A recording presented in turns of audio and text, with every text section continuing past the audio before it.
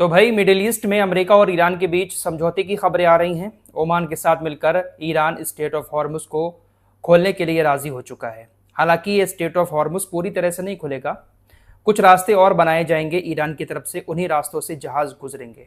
State of Hormuz को लेकर आने वाले 60 दिनों में अमेरिका और ईरान के बीच ओमान के साथ बैठकर बातचीत होगी और ईरान इस बात पर जोर देगा कि स्टेट ऑफ हॉर्मुज ईरान के कब्जे में रहे और ईरान वहां से टोल टैक्स वसूले।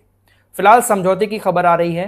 ये जो समझौता है वो सिर्फ एक नाम का समझौता है। स्टेट ऑफ हॉर्मुज ईरान के कब्जे में ही रहेगा और ईरान के शर्तों के मुताबिक ही चलेगा। समुद्र में जो भी जहाजों की आवाजाही होगी वो ईरान की निगरानी में होगी और ईरान के द्वारा बनाए गए रास्ते से ही होगी।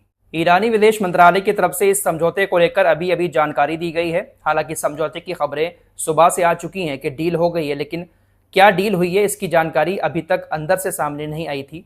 ईरानी विदेश मंत्रालय ने अब बताया है कि 3-4 महीने के लिए एक अस्थायी रूट तैयार किया जाएगा। मिडिल ईस्ट के समुद्री क्षेत्र में जो भी जहाज 2-3 महीने में आवाजाही करेंगे वो ईरान के द्वारा बनाई गई एक अस्थायी शिपिंग लेन से ही करेंगे। इसके अलावा किसी और रास्ते से जहाज नहीं गुजरेंगे। समुद्र में ईरान उत्तरी और दक्षिणी रास्तों को बंद कर देगा। इस समझौते में ईरान की एक शर्त यह भी है कि ईरान के ऊपर जो भी प्रतिबंध लगे हुए हैं उन तमाम प्रतिबंधों को अमेरिका हटाएगा। सुबह जानकारी आई है कि अमेरिका प्रतिबंध हटाने के लिए राजी हो चुका है। हालांकि ऐसा पहले भी अमेरिका ने कहा था कि हम ईरान पर लगे हुए प्रतिबंध हटा देंगे, लेकिन फिर से लागू कर दिए। ईरान ने शर्त रखी है कि अमेरिका समुद्र से अपने नाकेबंदी हटाए, ईरान का जो पैसा फ्रीज कर रखा है उसको रिलीज करे। जो पुरानी शर्तें ईरान की हैं उन्हीं शर्तों के साथ ईरान ने यह समझौता भी किया है। हालांकि अभी तक अमेरिका की तरफ से ऑफिशियली इन तमाम बातों को एक्सेप्ट नहीं किया गया है। हालांकि अमेरिका की तरफ से यह जरूर कहा जा रहा है कि हाँ, समझौता हो चुका है और अमेरिका कुछ शर्तें ईरान की मानने को तैयार भी है। जो प्रतिबंध लगे हैं उसको अमेरिका हटा देगा। ऐसा कोई पहली बार नहीं हो रहा है, इससे पहले भी इस तरह के समझौते कई बार हो चुके हैं और हर बार हर समझौते का क्या हश्र हुआ है आप सभी ने देखा है। अभी भी अमेरिका इसमें देरी कर रहा है।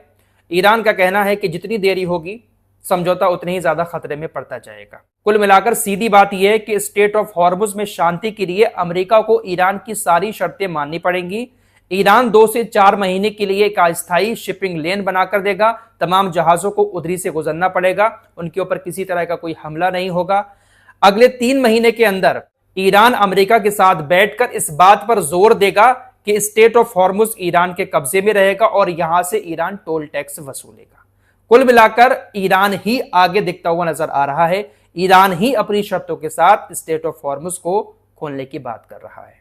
मजबूरी है डोनाल्ड ट्रंप की, क्योंकि लगातार समुद्र में तनाव बढ़ता जा रहा है। पूरी दुनिया इस स्टेट ऑफ हॉर्मुज के बंद होने की वजह से प्रभावित हो रही है। दूसरी तरफ हुतीज ने भी समुद्र का इलाका बंद कर रखा है। हुतीज ने सऊदी अरब के जहाजों की जब से नाकेबंदी की है, पहली बार हुतीज ने सऊदी अरब से आ रहे एक जहाज को डुबो दिया है। यूकेएमटीओ ने भी इस बात की जानकारी दी है और हुतीज की तरफ से भी इस हमले के बारे में बताया गया है। हुतीज की एक ड्रोन बोट ने सऊदी अरब से जुड़े जहाज को समुद्र में डुबो दिया है।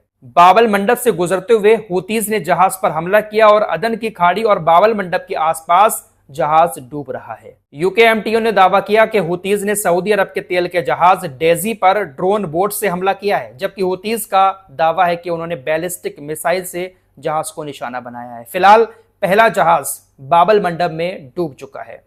हालांकि हुतीज इससे पहले भी कई सारे जहाज समुद्र में डुबो चुके हैं। कल भी आपको खबर दी थी कि भारत से जुड़ा एक जहाज हुतीज ने हमला करके समुद्र में डुबो दिया, लेकिन सऊदी अरब की नाकेबंदी करने के बाद सऊदी अरब का पहला जहाज आज पहली बार हुतीज ने समुद्र में डुबो दिया है। दोस्तों, अमेरिका ने ईरान के ऊपर जो बहुत सारे प्रतिबंध लगा रखे हैं, इसको लेकर ईरान के विदेश मंत्री अब्बास अराक्ची ने कहा कि अमेरिका हमारे ऊपर प्रतिबंध इसलिए लगाता है ताकि प्रतिबंध लगाने की वजह से ईरान कमजोर हो, ईरान की आर्थिक हालत खस्ता हो जाए, जिसकी वजह से वहां के लोगों को परेशानी हो और ईरान के लोग फिर अपनी सरकार के खिलाफ, अपनी सेना के खिलाफ सड़कों पर उतर जाएं।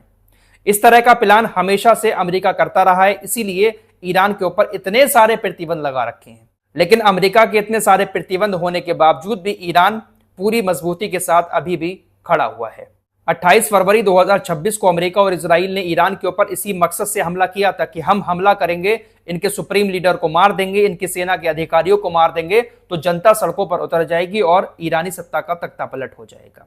जिस तरह का ईरान इस्लामिक शासन आने से पहले हुआ करता था, उसी तरह का ईरान फिर से बन जाएगा और फिर ईरान हमारी मुट्ठी में आ जाएगा। लेकिन ऐसा नहीं हो पाया।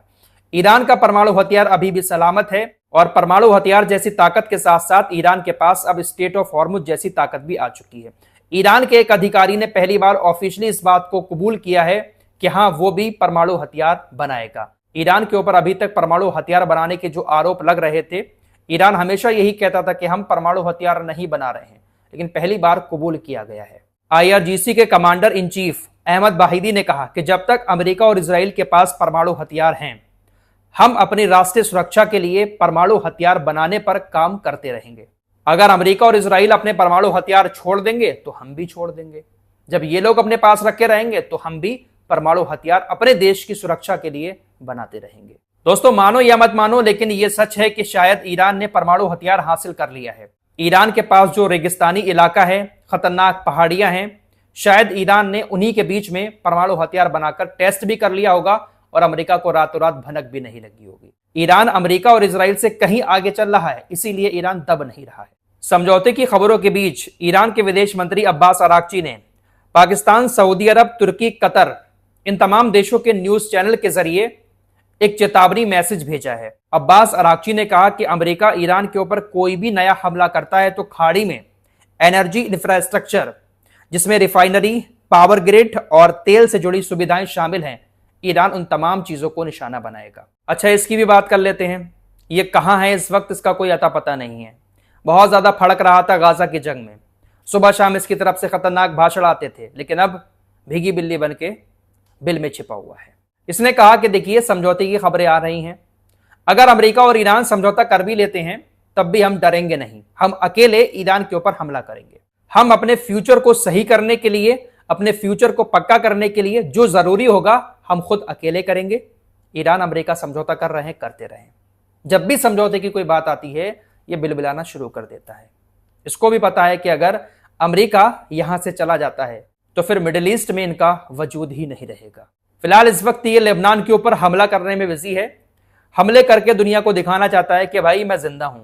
ईरान के ऊपर तो बस नहीं चला, वहां तो भीगी बिल्ली बन गया, लेकिन अब लेबनान के ऊपर हमला करके थोड़ा सा दुनिया में अपनी धौंस जमाने की कोशिश कर रहा है। इजराइल की सेना अभी भी लेबनान के बॉर्डर के अंदर घुसी हुई है। डोनाल्ड ट्रंप हालांकि लगातार दावा कर रहा है, इससे कह भी रहा है कि अपनी सेना को वापस लो, लेकिन ये वहां से सेना को वापस नहीं ले रहा है। आज इसके 2 सैनिक मारे गए। लेबनान के अंदर एक बिल्डिंग में 2 सैनिक जाते हैं, वहां पर पहले से ही विस्फोटक बिछाकर रखा हुआ था। जैसे ही वहां पर पहुंचे विस्फोटक ब्लास्ट हुआ और दोनों के दोनों बिल्डिंग के अंदर ही दबकर मर गए।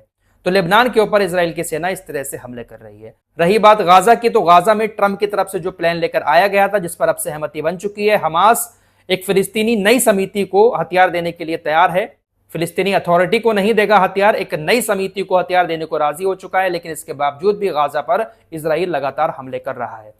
कल परसों में भी हमले हुए, 19 से 20 लोग गाजा में मारे गए। नेतन्याहू खामोश है, हमास हथियार सौंपने को राजी है, लेकिन नेतन्याहू की तरफ से शायद इस मामले पर भी अपनी रजामंदी जाहिर नहीं की जा रही है। नेतन्याहू शायद नहीं चाहता है कि हमास हथियार छोड़े। अगर हमास हथियार छोड़ देगा तो फिर लड़ाई पूरी तरह से रुक जाएगी और ये नहीं चाहता कि लड़ाई रुके। अगर इसको कुर्सी पर बैठे रहना है, अपने आप को बचाए रखना है, तो यहूदियों के दिल में डर बिठाए रखना होगा, आतंकवाद का डर, ईरान का डर। अगर हमास गाजा से इजराइल के ऊपर हमले करता रहेगा तो यहूदियों को बचाने का ढोंग करते हुए यह गाजा के ऊपर हमले करेगा और यहूदियों की नजर में अच्छा बनकर कुर्सी पर बैठा रहेगा। इसलिए शायद नहीं चाहता है कि शांति हो। हमास राजी हो चुका है कि हम हथियार डाल देंगे, खत्म करो सब कुछ, इजराइल अपनी सेना को यहां से वापस ले, लेकिन यह कह रहा है कि हम अपनी सेना गाजा से वापस नहीं लेंगे। फिलहाल इसकी हालत भी अब गोदी मीडिया जैसी हो गई है। गोदी मीडिया के बड़े बड़े महान पत्रकार बड़े बड़े शो करते हैं, लेकिन उनकी बातों को शायद कोई अब सीरियस लेता ही नहीं है। वैसा ही इसका हाल हो चुका है, इसकी बातों को भी अब कोई सीरियस ले ही नहीं रहा है, क्योंकि औकात सबकी अब सामने आ चुकी है। इस रिपोर्ट में इतना ही, कुछ और खबरों के साथ फिर हाजिर होंगे। अपना ख्याल रखिएगा। अल्लाह हाफिज।